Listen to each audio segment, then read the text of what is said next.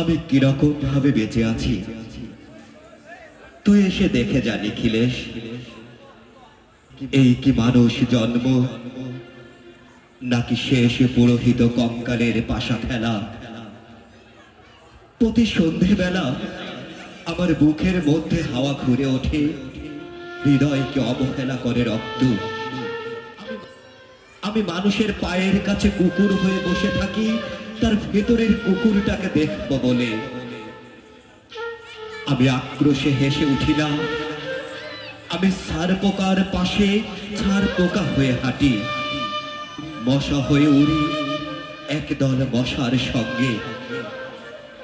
খাঁটি অন্ধকারে স্ত্রীলোকের খুব মধ্যে ডুব দিয়ে দেখেছি দেশালায় চিনি। ও গায়ে আমার কোনো ঘর বাড়ি নেই। আমি স্বপ্নের মধ্যে বাবুদের বাড়ির ছেলে সেজে গেছি রঙ্গালয়ে, পরাগের মতো ফু দিয়ে উড়িয়েছে দৃশ্য লোক। ঘামে ছিল না এমন গন্ধ যাতে ক্রোধে জ্বলে উঠতে পারি। নিখিলেশ, তুই একে কি বলবি? আমি শোবার ঘরে নিজের দুহাত পেরেকে বিধে দেখতে চেয়েছিলাম যিশুর কষ্ট খুব বেশি ছিল কিনা।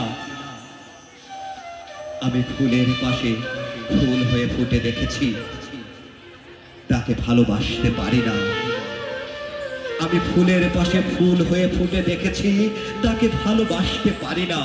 আমি কপাল থেকে ঘামের মতন মুছে নিয়েছি পিতামহের নাম। আমি শ্মশানে গিয়ে মরে যাবার বদলে বাইরে ঘুমিয়ে পড়েছিলাম। নিখিলেশ, আমি এইরকম ভাবে বেঁচে আছি, তোর সঙ্গে জীবন বদল করে কোনো লাভ হলো না আমার। একই নদীর তরঙ্গে ছেলেবেলার মতো ডুব সাঁতার, অথবা চশমা বদলের মতো কয়েক মিনিট আলোড়ন, অথবা গভীর রাতে সঙ্গ মনিরত দম্পতির পাশে শুয়ে থাকা পুনরায় জন্ম ভিক্ষা। কেননা সময় নেই। আমার ঘরের দেয়ালের চুন ভাঙা দাগটিও বড় প্রিয়। মৃত গাছটির পাশে উত্তরের হাওয়ায় কিছুটা মায়া লেগে আছে। ভুল নাম ভুল স্বপ্ন থেকে বাইরে এসে দেখি উই পোকায় খেয়ে গেছে চিঠির বান্ডিল। তবু অক্লেশে হলুদকে হলুদ বলে ডাকতে পারি।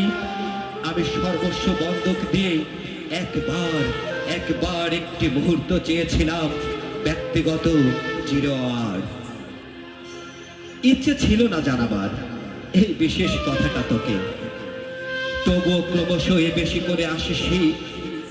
রাত্রি রকম জলতেষ্টা আর কখনো পেত না। রোজ অন্ধকার হাতে টের পাই তিনটে ইঁদুর নামসি। তাহলে কে প্রতীক্ষায় আছো অদূরে এই সংস্কৃত শ্লোক?